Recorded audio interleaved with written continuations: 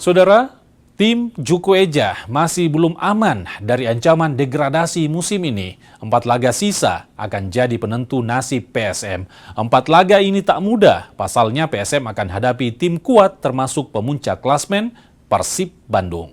Jaga gawang, My Hope Mayer. Super League musim 2025-2026 kini memasuki fase akhir.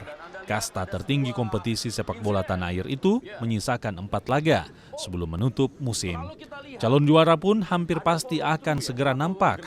Namun di sisi lain, tim terbawa pun bersiap terjun ke Divisi 2. Pertarungan tim di tengah klasmen pun tak kalah sengit, termasuk PSM Makassar. Tim Juku Eja harus jatuh bangun agar tetap bisa bertahan di Super League musim depan. Pasukan Ramang kini berada di posisi 14 klasmen. Posisi ini dipastikan belum aman dari zona degradasi.